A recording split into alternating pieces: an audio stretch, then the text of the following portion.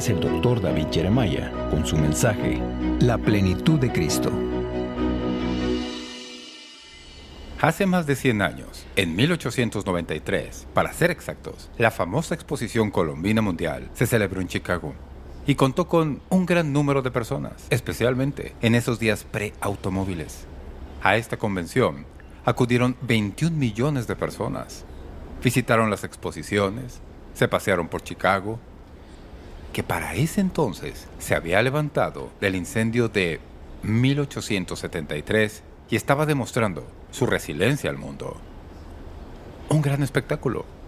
Entre las atracciones de la exposición estaba el Parlamento Mundial de las Religiones, en el que representantes de todas las religiones se reunían e iban a compartir los mejores puntos de sus religiones para ver si podían llegar a una nueva religión que incorporara todos estos. D.L. Moody, que era el famoso pastor y evangelista de la ciudad de Chicago en el momento, vio esta colección de personas y cultos como una oportunidad para evangelizar. Él comisionó evangelistas de su iglesia y los asignó a puestos de predicación por toda la ciudad. Utilizó iglesias, alquiló teatros e incluso una carpa de circo para predicar.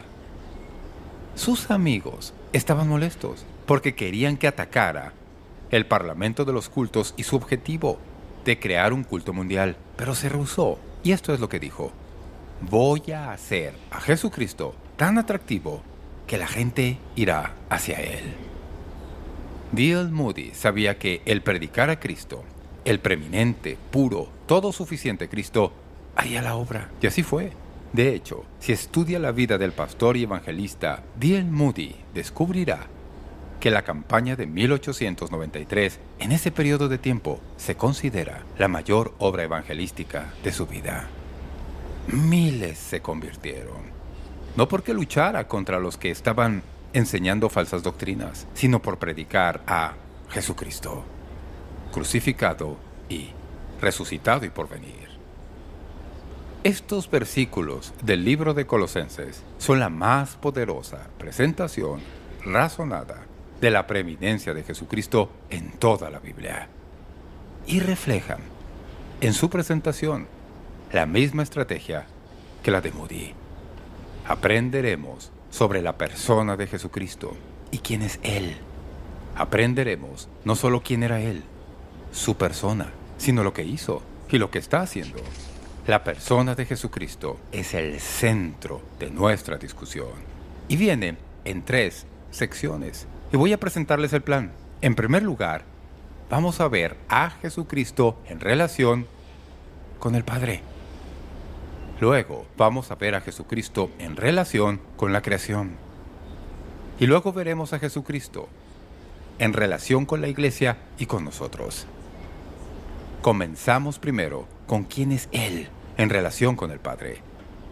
Colosenses 1:15 y 19 leemos: Jesús es la imagen del Dios invisible, por cuanto agradó al Padre que en Él habitase toda plenitud. Cuando Pablo dice que Jesús es la imagen del Dios invisible, utiliza una palabra que es eikon. Un eikon era una representación o reproducción con precisa similitud, derivada exactamente del prototipo. En otras palabras, se trata de una imagen que se estampa en una moneda, como la imagen de un emperador o la imagen de un presidente o alguien famoso. Pablo dice que Jesucristo está tan relacionado con Dios como su imagen estampada en Él mismo. Jesucristo es Dios, caminando en un cuerpo. Lo que Dios hace, Jesús hace. Lo que Dios dice, Jesús dice. No hay ni un ápice de diferencia entre el Dios que está en el cielo y Jesús en la tierra. Son uno en el mismo. Jesucristo es Dios. Si quieren saber quién es Dios, necesitan aprender sobre Jesús. En una ocasión, Jesús estaba dialogando con sus discípulos. Sus discípulos a menudo le hacían preguntas y Jesús respondía con sus propias preguntas para ellos. Y creo que es algo muy bueno. Felipe le dijo a Jesús: ¿nos mostrarás quién es el Padre? y le dice: ¿has estado todo este tiempo conmigo y aún no lo sabes? Déjame decirte algo. El que me ha visto a mí, ha visto al Padre. Si quieren saber quién es Dios, deben aprender quién es Jesús. Porque Jesús es el mensaje que Dios da de sí mismo. ¿Quién es Él en relación con el Padre? Él es la imagen del Dios invisible. Segundo, ¿quién es Jesús en relación con la creación? Y dirán, ¿por qué es eso importante en esta discusión? Porque estos falsos creyentes dijeron que Jesús era un ser creado, que Él no era Dios, era menos que Dios, bueno, pero no Dios. Así que, en lugar de atacarlos por lo que creían, Pablo les da un pequeño tutorial sobre la creación. Vean, primero que nada, Jesucristo es el primogénito sobre toda la creación. Versículo 15. La palabra primogénito tiene varios significados. A veces es primero en el tiempo y a veces es primero en rango, como la primera dama, como la esposa del presidente. Primogénito en este texto significa que Jesús es primero en rango. El Salmo 89, 27 dice: yo también le pondré por primogénito, el más excelso de los reyes de la tierra. Él es el primogénito sobre toda la creación. Pero Pablo continúa: Él es el creador. Versículo 17. Porque en Él fueron creadas todas las cosas, las que hay en los cielos y las que hay en la tierra, visibles e invisibles, sean tronos, sean dominios, sean principados, sean potestades. Todo fue creado por medio de Él y para Él. Y Él es antes de todas las cosas, y todas las cosas en Él subsisten. No sé si lo han notado, pero todas las cosas está ahí varias veces. Dice que Jesucristo es el originador de todas las cosas. Dirán, ¿por qué está todas las cosas ahí tan a menudo? Porque Él es el creador del universo, y la palabra universo no está en la Biblia. Es una palabra reciente. Hebreos 1:2 hace eco de esto. Dios, en estos postreros días, nos ha hablado por el Hijo. ¿Y por quién? Asimismo hizo el universo. ¿Quién creó los mundos? Jesucristo. El apóstol Juan lo resumió bien, y así cerró la puerta a cualquier excepción a la regla. Dice esto: en el principio era el Verbo, y el Verbo era con Dios, y el Verbo era Dios. Este era en el principio con Dios. Todas las cosas por Él fueron hechas, y sin Él nada de lo que ha sido hecho fue hecho. Así que no hay nada que se salga del círculo del poder creador de Cristo. Pablo dice: ¿ustedes quieren hacer de Jesús un ser creado? Bromean. Él es el creador de todo lo que ha existido, el creador de todas las cosas. Y no solo es el primogénito de la creación y el creador de toda la creación, Él también es la razón de toda la creación. Esto lleva nuestra mente a sus límites. Dice: todo fue creado por medio de Él y para Él. Encontramos lo mismo en la carta de Pablo a los romanos. Porque de Él, y por Él, y para Él, son todas las cosas. A Él sea la gloria por los siglos. Todo viene de Jesús, y todo volverá a Jesús. Él mismo dijo: yo soy el Alfa y la Omega, principio y fin, el que es y que era, y que ha de venir. Lo que dijo es: yo soy los sujetalibros de todo lo que es. Yo soy el principio y el final de todo. Yo lo empecé y lo terminaré. Jesús es todo en todo. Él es todo. Pablo lo dice.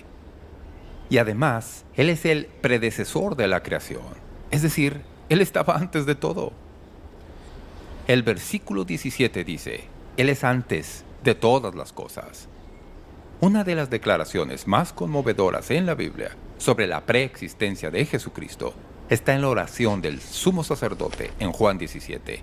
Cuando Jesús ora, escuche esas palabras a su Padre, justo antes de ir a la cruz. He acabado la obra que me diste que hiciese. Ahora pues, Padre, glorifícame tú al lado tuyo, con aquella gloria que tuve contigo antes que el mundo fuese.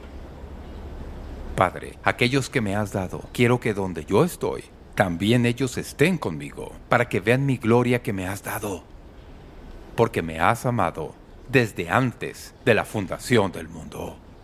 Es decir, Jesucristo es antes que el mundo. Es anterior a todo. Juan 8:58 dice, antes que Abraham fuese, yo soy. Jesucristo no es yo era, no es yo seré. Él es yo soy, el perpetuo, para siempre, eterno, Hijo de Dios. ¿Qué imagen pinta Pablo en su carta a los colosenses? Y ayudarles, sin hablarles de falsas enseñanzas, sino de quién es Jesús. He aprendido que al concentrarnos en Jesús, nos mantendremos alejados de problemas, sin enredarnos en muchas cosas de las que otros se enredan. Solo concéntrense en Jesús. Amén. No solo es primogénito de la creación, no solo creador de la creación, el objeto de la creación, el predecesor de la creación. Él es el sustentador de la creación. El versículo 17 dice, todas las cosas en Él subsisten. ¿Qué significa? Que Él es el pegamento que une el universo. Si por un momento Él quitara su mano de este universo, pasaría al olvido. Él es quien nos mantiene unidos. Es la consistencia de la creación. Él es quien está en el centro de todo. Jesucristo sostiene el universo, manteniendo el equilibrio necesario para la existencia y su continuidad. Él es el Creador. Quizás sepan esto, pero acerca de lo que hablamos hoy hay un gran desacuerdo en el mundo. Al ir a escuelas públicas, la evolución se enseña a los niños. No les enseñarán que Jesús creó el mundo en una semana, en días reales. Soy un creacionista de 24 horas por día, no en días era. Dirán, es imposible. ¿Bromean? Nada es imposible para Dios. La Biblia dice en Génesis, en el principio Dios, ¿qué hizo? Creó los cielos y la tierra. ¿Qué significa eso? Que Dios creó los cielos y la tierra. Así que Él es el primogénito de toda la creación, el creador, el objeto de toda la creación. Él es el predecesor y el sustentador de toda la creación. Y es el reconciliador de toda la creación. ¿Cuántos saben que nuestro mundo no está en sincronía? ¿No es así? Sí. Algo falta. Algo está desincronizado en su mundo y en el mío. ¿Qué es? Es tan complicado que no sabría describirlo. Lo que pasa hoy en el mundo no es lo que debería pasar. Y nos preguntamos si se compondrá.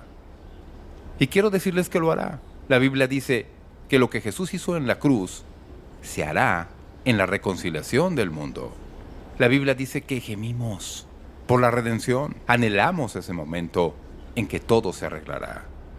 Y un día eso va a pasar, porque Jesucristo nos reconcilia.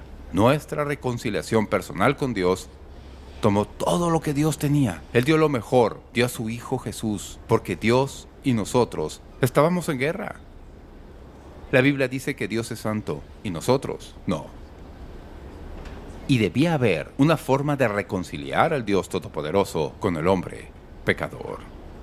Y la única forma era que Dios tendiera un puente. Y por eso envió a su propio Hijo, el Dios y hombre que murió en la cruz. Y en la mayor imagen de reconciliación jamás vista, con sus manos extendidas, el poste central va del cielo a la tierra. Jesucristo nos reconcilia con Dios.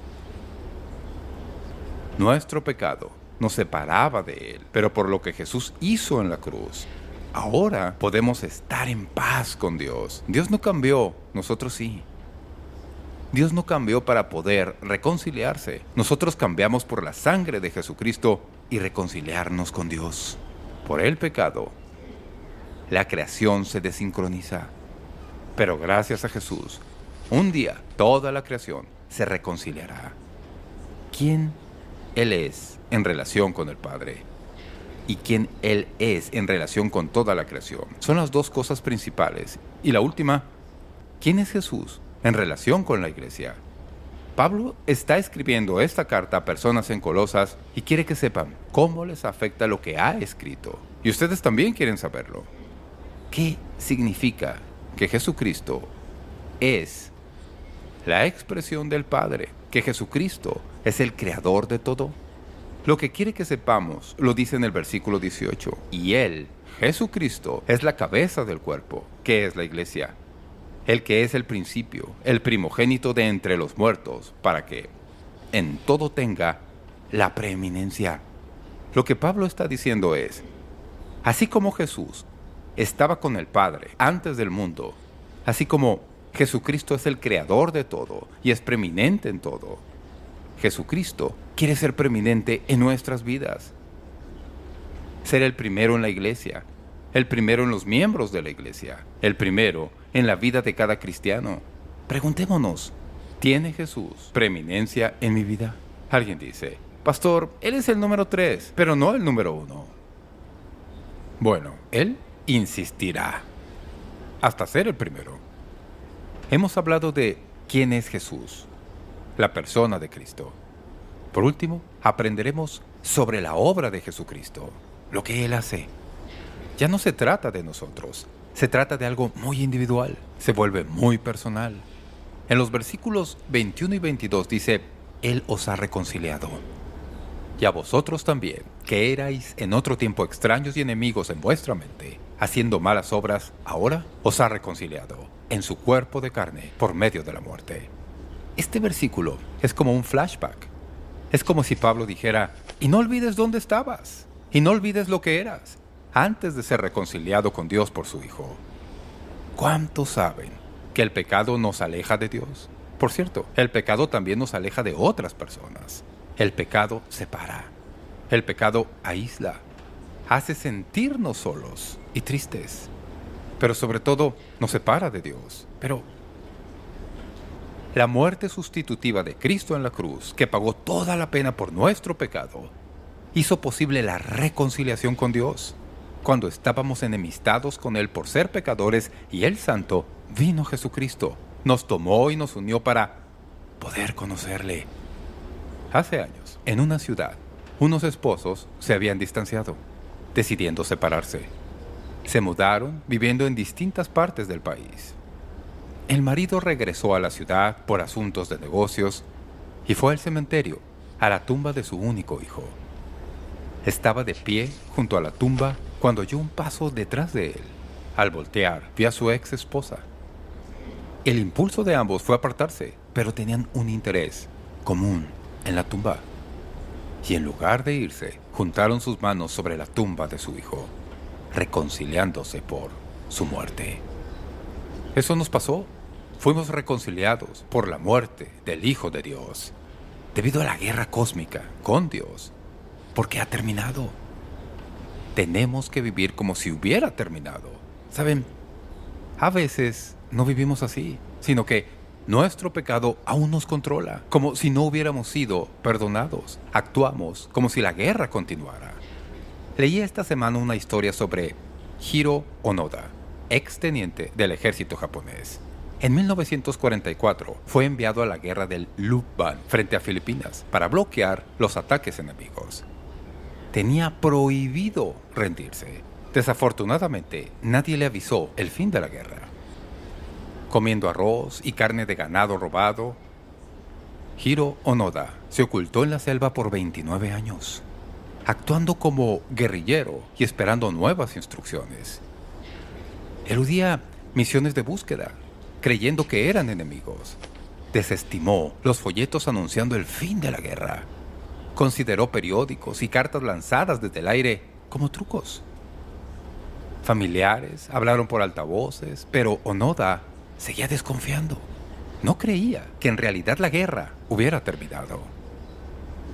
Finalmente, se localizó a su antiguo oficial al mando.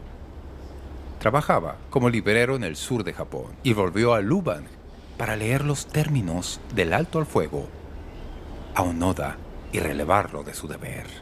El 9 de marzo de 1974, casi 30 años después del fin de la guerra, Onoda finalmente se rindió. Tenía 22 años cuando se quedó en la isla. Regresó envejecido, con 52 años.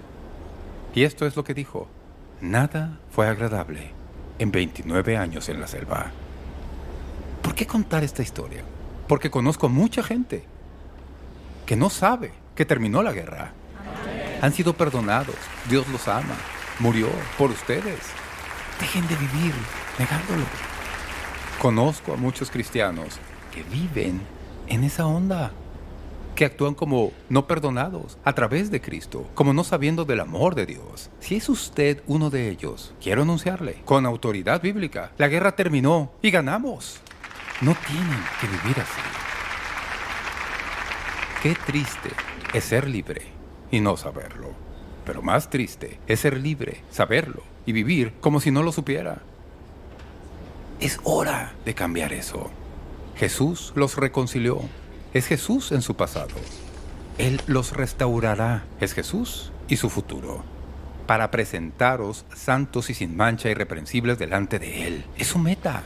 Escuchen, esto va a sonar extraño porque no creo que lo haya dicho antes. Pero Jesús no solo quiso que se convirtieran en cristianos, siendo perdonados y salvos.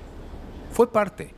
Pero su meta es algún día presentarlos ante el Padre. La Biblia dice, como irreprensible Hijo de Dios.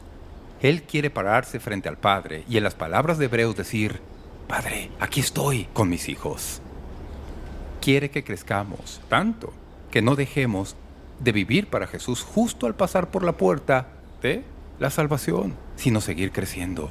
Por eso enseñamos la palabra de Dios, que es el alimento que nutre. Mi pasión es edificarlos en la santa fe y enseñar la palabra, incluidos pasajes difíciles, para que sepan lo que la Biblia dice y lo que significa. Y así es como la apropio en mi vida para que crezcan en Cristo.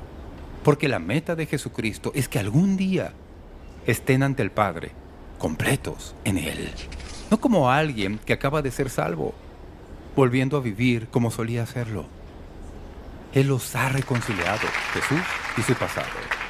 Él los restaurará, Jesús y su futuro. Y los está rehaciendo, Jesús y su presente. Si en verdad permanecéis fundados y firmes en la fe y sin moveros de la esperanza del Evangelio que habéis oído, el cual se predica en toda la creación que está debajo del cielo, del cual yo, Pablo, fui hecho ministro. El negocio del cristianismo no es de una sola transacción. Al entrar en una relación con Jesucristo, al momento de nuestra salvación, no es el final, es el principio. A partir de ese momento, estamos en construcción. Yo soy un cristiano en construcción, como ustedes. ¿No es así? Amén. Cada día, el Señor trabaja en nuestras vidas para hacernos más como Él. ¿Aman hoy a Jesús? ¿Es Él el centro de sus vidas? ¿Es preeminente? Quizá no sepan de Él. Fue el conde Zinzendorf, quien fuera un hombre clave para el nacimiento de la iglesia morava. Tenía uno de los corazones misioneros más grandes que han habido, sirviendo sin parar por más de 40 años hasta su muerte hace 2 siglos. Y todo comenzó al ser capturado por la belleza de Jesucristo. ¿Has sido capturado por esa belleza? Dirá, pastor, yo no tengo una imagen así. Lo que tiene es un libro, que es la imagen completa de Jesús. Hoy dimos un vistazo, aparte de ese cuadro. ¿Quién es Jesús? Y mi meta hoy es que así como ese hombre miró la imagen de Jesús y contempló lo que había hecho por él, nosotros también veamos lo bendecidos que somos de tener un Salvador que nos ha levantado del pecado y nos ha dado posición ante Dios. Esa es nuestra meta, nuestro crecimiento. Para eso debemos leer y venir a la iglesia. Por eso que debemos orar e invertir nuestras vidas en enamorarnos de nuevo del Señor Jesús, que nos amó como para morir en la cruz. Y la pregunta es que si lo hizo por usted y por mí, ¿cuál debe ser nuestro?